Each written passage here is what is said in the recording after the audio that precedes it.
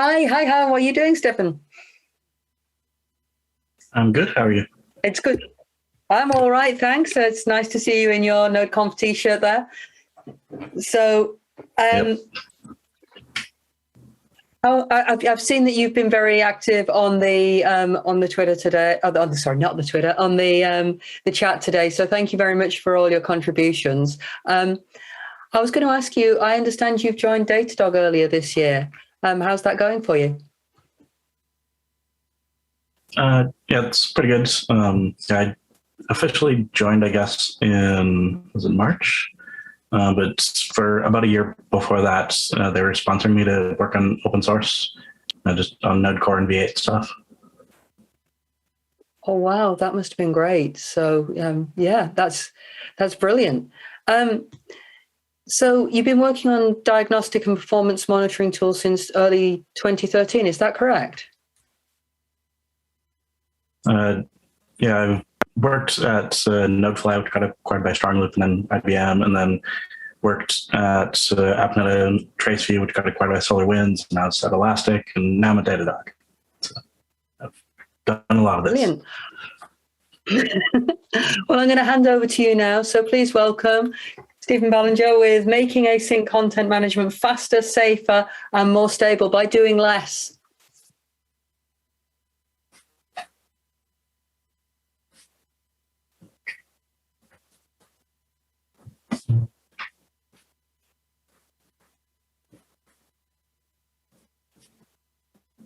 Okay, so I'm going to talk about async context and improvements I've made to it over the last year and a half, 2 years, but partly as a lens to look at how to approach contributing to Node in ways that make it fast, safe, and stable.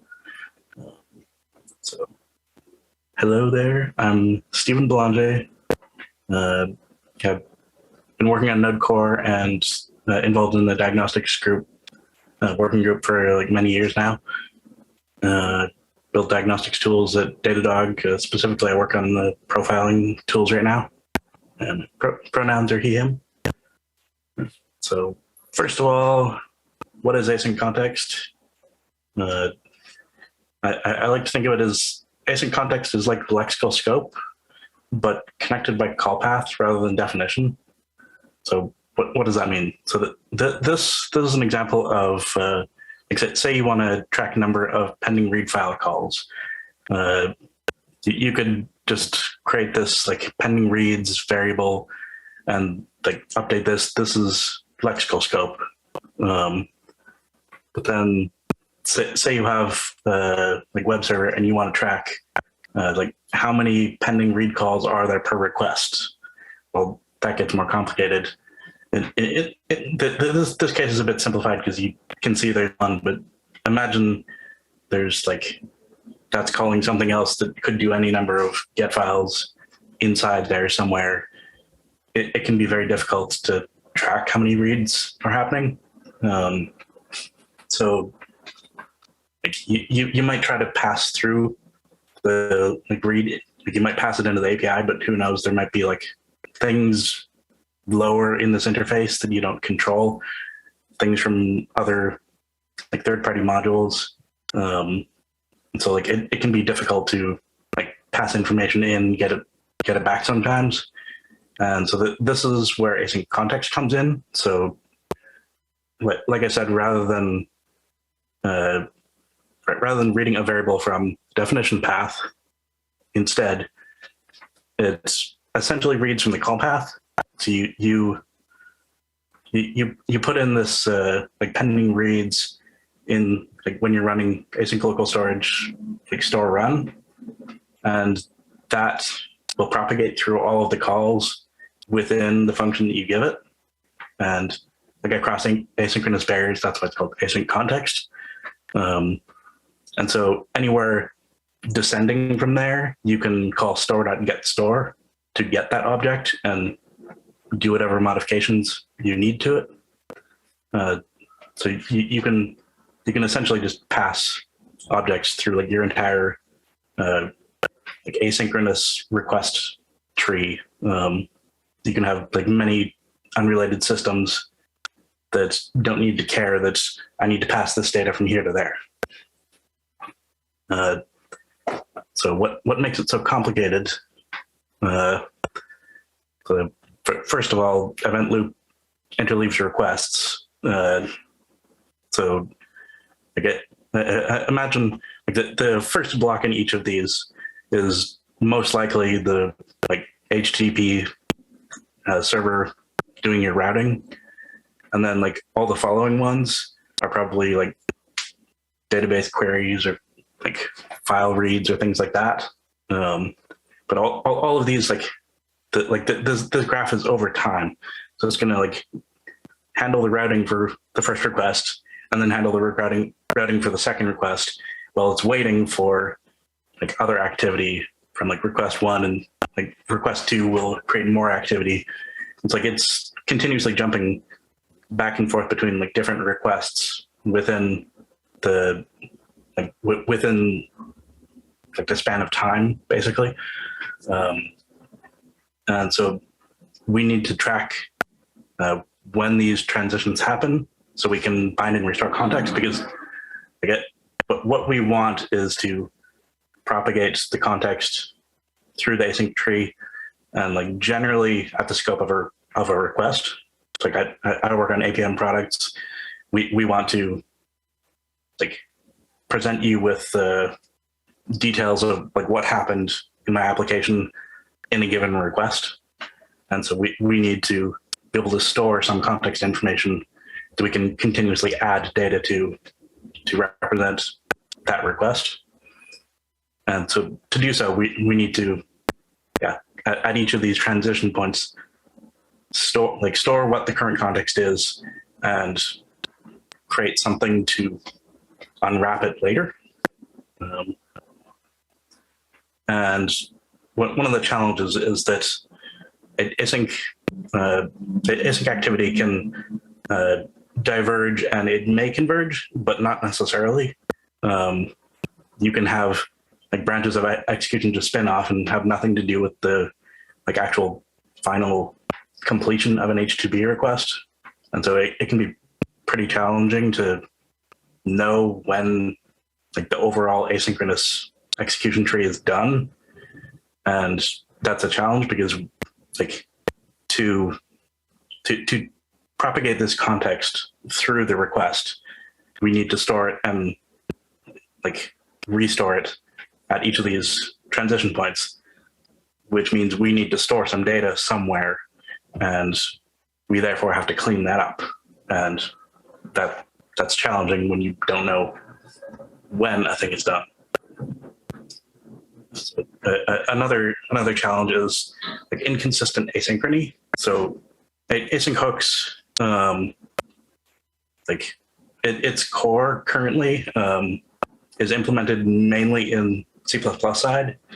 It's there's an underlying async wrap class, which mostly all async things in Node descend from, and that's responsible for producing the lifecycle events that express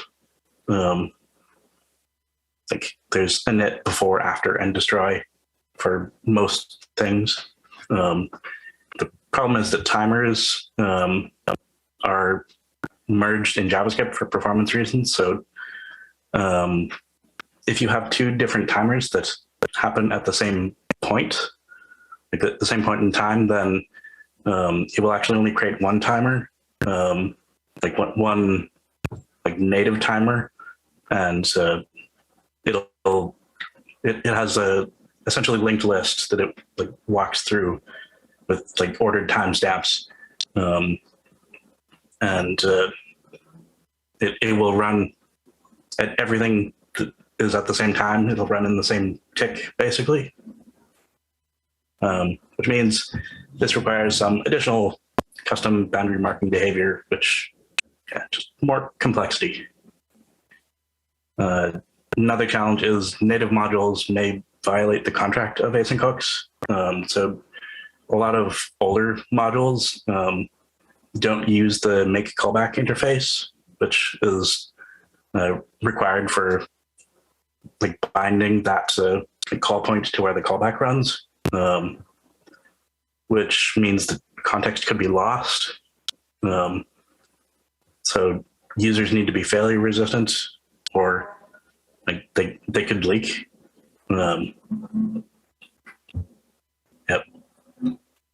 And so some async tasks can trigger multiple times.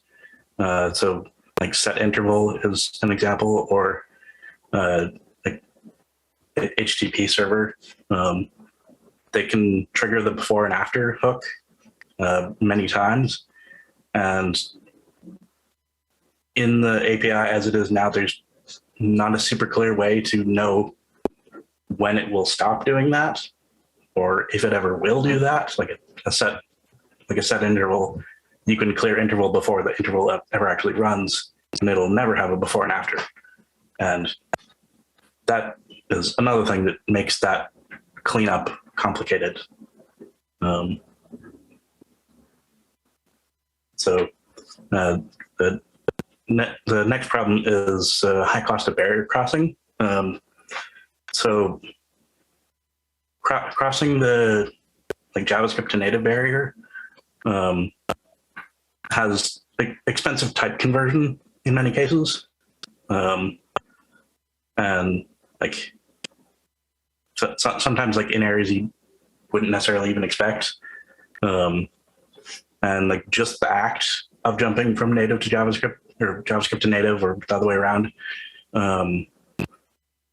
like, but when you have JavaScript generated code, V8 is feeding the instruction sequence for that into like directly into the processor, and when you call a native function, it has to like pause partway through that instruction sequence and like basically throw all that out and jump out to native and run whatever the native thing was, and then when that finally resolves, then it can like re-queue what it was trying to do.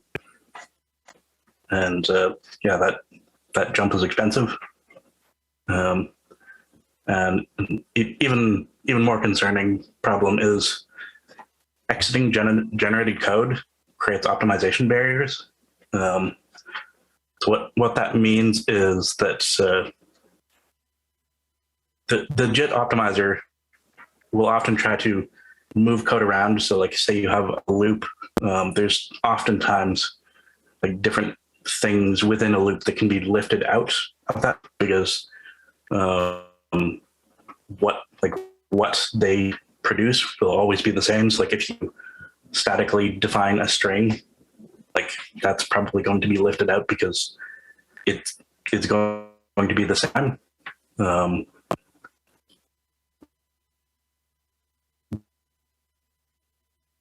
But then V8 no longer has context what is happening before and after, and so it has a hard time knowing like what it can actually move around this native call, and so oftentimes optimization techniques get disabled around native barriers. So another challenge is that promises introduce many new challenges. So Venables, like promise-like interface, it's not a real promise, but it has a then function on it, so it looks like a promise. That's actually part of the spec and a thing that you can actually use, but it runs inside of microtask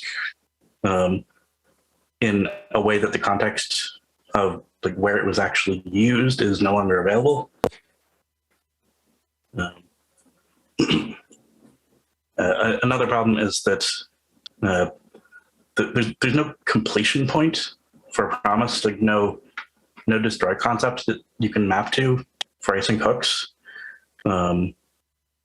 So the naive solution is to basically track the garbage collection of it, which is actually quite expensive. So first of all, how do we make this fast? So we can actually eliminate the destroy hook, storing context data directly on resources. So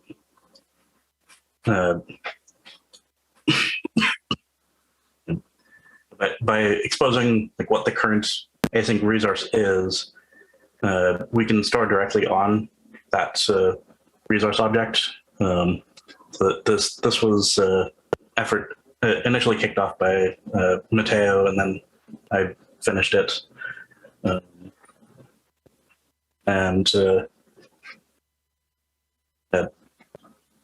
But by storing this context information directly on the resource, we are tying the garbage collection behavior to that resource. So rather than having to like have a hook to track when an object is garbage collected, something that is just stored only on the resource will get collected automatically just by it no longer having a path to get to it from the root. And so explicit cleanup is no longer necessary. And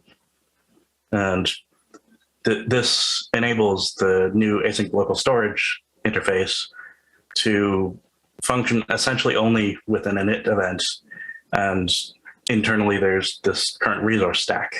And so we don't need to use the before after event. We don't need the destroy event at all, which is great because we can completely avoid all the garbage collection tracking.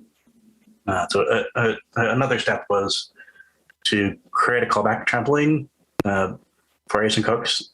So previously async hooks would trigger the before and after hooks separately from the callback that they were expressing the execution of. That like they would trigger these before and after hooks from the native code, like literally before and after running the callback. And so what this meant was that every callback, which is one entrance into JavaScript from native, actually would become three entrances. They would like go native to JavaScript for the before hook, and then back to native, and then back to JavaScript for the callback, and then back to native, and then back to JavaScript again for the after hook, and then back to native. That's expensive. And it turns out it's actually more expensive than just having a callback trampoline that does like a function apply. So creating this callback trampoline eliminated 2/3 of those costly barrier crosses. And it also incidentally eliminated the remaining native bits of domain management because domains also had to do that like wrapping around the callback, which could actually just be moved directly into this callback trampoline. And so registering a domain callback is as simple as that use domain trampoline function above, just assigning a domain function to a variable. That's it. And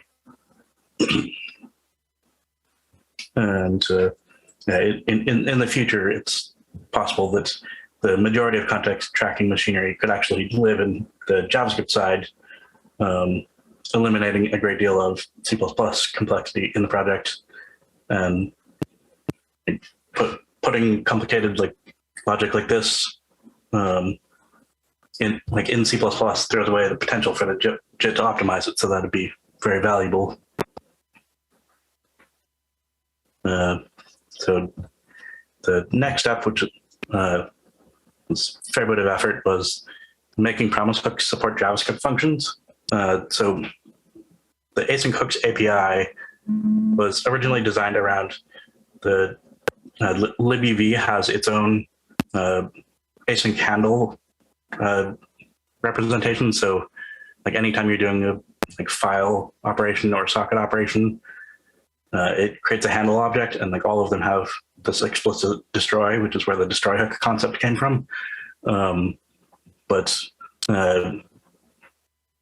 promises are part of the language itself, and so that is provided by V8. And so V8 added its own promise hook API many years ago, and that was written originally in C++. So it would trigger a C++ function that Node would have to supply this callback in C++, and it would route that through all async hooked machinery, but it route all that back into JavaScript. And the promises are actually the way they're implemented is there's the microtask queue is whenever V8 gets to this idle point, this perform checkpoint thing it's called, which basically runs all of the microtasks as just one contiguous sequence of executable instructions. And all of this is in JIT generated code. So it's you're essentially jumping out of JavaScript into the C++ runtime code, and then Node is just throwing it from C++ back into JavaScript again, because that's where the async hooks API is from a user perspective. So this was just very expensive and unnecessary. So moving that interface to support just calling JavaScript functions directly made it quite a bit faster, many, many times faster. And yeah, Node, previously, those lifecycle hooks were in C++, and so it's just an unnecessary jump that we're taking.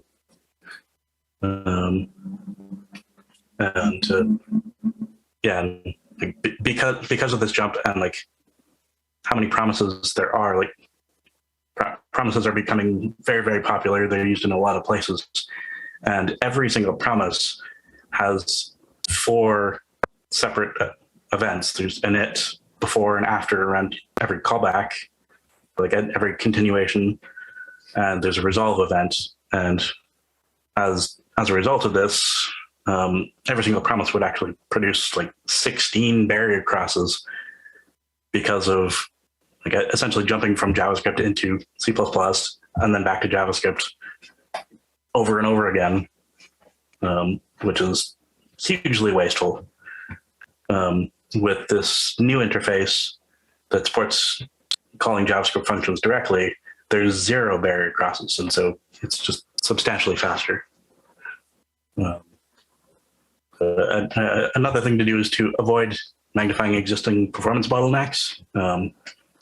This is one that we caught a while ago. That's there's an async resource API to express in user land. There's sometimes things that are asynchronous, if you're doing a connection pool or something like that, you'd use an async resource to express that this thing is going to be called later. And we used that initially in to encapsulate the run of async local storage, but we didn't actually need that additional resource. And it turns out that creating the resource in the async local storage means that for every single async local storage instance that's used, it would create an additional async resource. Right? Every async local storage that's used would create an additional async resource, and that would just magnify the problem. So just swapping the context and restoring it in this try finally eliminated the magnifying side effect. And also the async resource, you have to emit a destroy event because it's creating another async hooks resource. And now because we've eliminated creating a resource altogether, we don't need to do that. So the next thing is we should try to integrate systems at the point which is most efficient. So much of the code of async hooks is far removed from the barriers where it's actually trying to express. It's all like deep in the async wrap class, which all things like have to interface with internally. But like the init event though essentially corresponds to like this, like we're creating a FS request callback handle. So the init event actually, when we call this, we're calling some C++ thing somewhere, and then in C++ it's calling back through, like, for the init event. We could have just called the init event here directly in JavaScript. And similar thing with the callback, we're attaching it to this onComplete, which like, we have the JavaScript here right now. We could have actually just wrapped this in a function which calls to before and after directly, and done all of that in JavaScript instead of C++.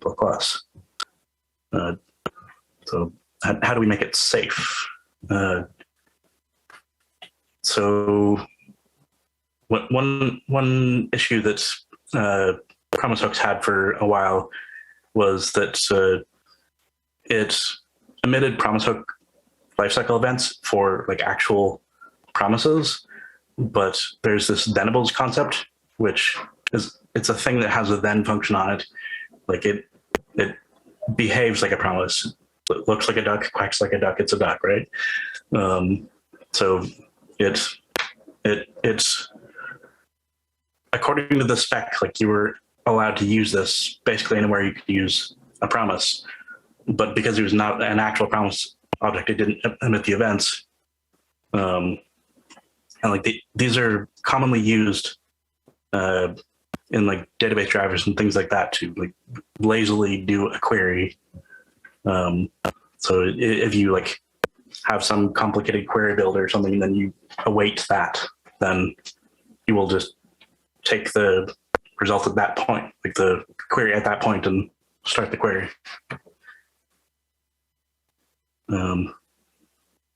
Yeah, so as I mentioned before, with thenables, that then method, essentially what it does is like it creates a promise like wrapping around it, and then like calls the then inside a microtask, but the promise that's wrapped around it doesn't actually have any context bound to it. So you're not able to link back to where the thenable was used. It's trying to connect to some microtask that has no context, and that just doesn't work. It points to nothing. So we had to make V8 emit promise hook lifecycle events for thenables. So another thing to deal with was that while async local storage no longer needs the destroy hook of async hooks itself is still a public API. It does still need the destroy concept. So this made it a bit challenging to convert to a pure JavaScript interface.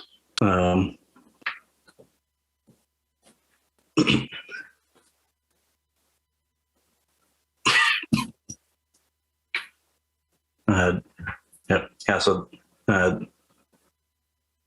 this was a good example of like why. Oops. It was a good example of why the promise hook or the async hooks API should probably be deprecated, is because like it exposes so much internals and just behavior to user land that for the actual needs that people use it for are usually not relevant.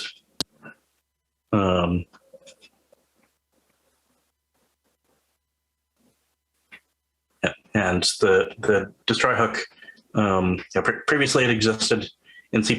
So but whenever a promise was seen by the like C++ promise hook, it would wrap it in a promise hook C++ class, which is responsible for storing a bunch of extra stuff to do that garbage collection tracking and some other things.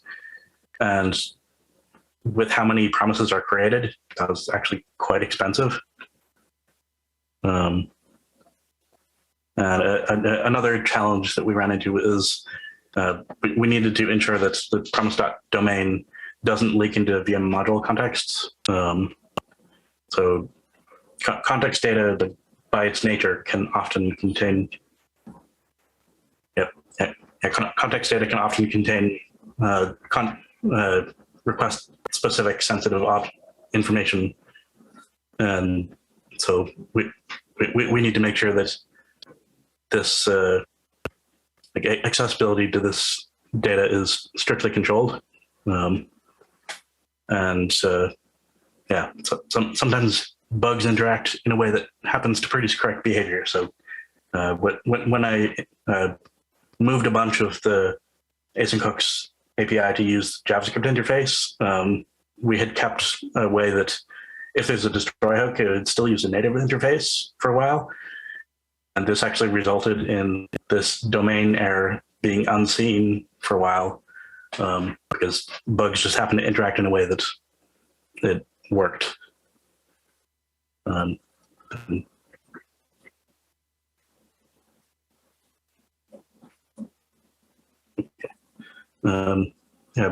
think I'm a bit over time, so I'll just try to be quick. So how do we make it stable? So need to try and eliminate most, async hooks eliminates most needs for async local storage eliminates most needs for async hooks. It conceals all this internal logic. So like we should try and focus on using that. Avoid exposing internals. And the async hooks API failed to reach stability because of exposing these internals.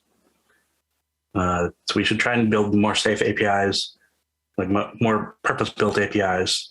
So there's like long stack tracing, or long stack traces, like file sockets, use tracking, time spent in blocking code. Like these are all different ideas that we can try and create interfaces for these that actually serve these specific needs and not just use async hooks that sort of kind of is able to do that. And lastly, write code for humans first. Complicated code is hard to remember. Infectious code should be avoided.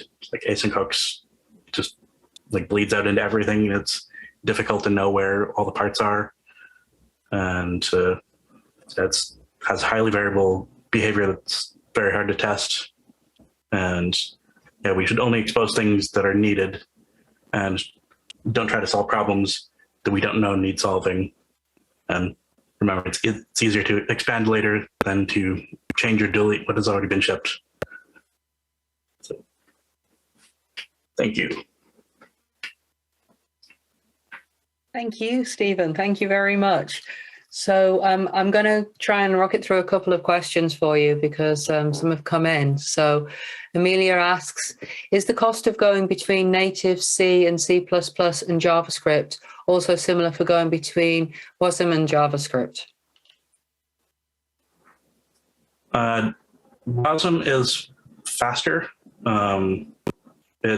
Both are essentially running within the same JIT, but there are like minor costs in some places. Like if you have to convert types from one to another, there's always going to be a cost in actual conversion. But V8 is able to actually optimize both and understand the optimization of both together. Okay, great. Thank you. And Raul asks, besides all this internal modifications you mentioned, Stephen, is there an impact on app performance when you're using async local storage? So it will still have some interface, performance impact. It's a lot less than it used to be, but could still be like 20, 30%, something like that. Like before all these changes, it was like hundreds of percents in promise heavy applications, which is just not usable. Okay. I loved your line that bugs interact in ways that produce correct behavior. And I think we should all have t-shirts with that printed on it. It's a really great line. Thank you ever so much for your talk, Stephen. It's been really informative. People need to reach out to you on Twitter if they've got any further questions. Yeah. Well, thanks. Okay. Thanks ever so much. Goodbye.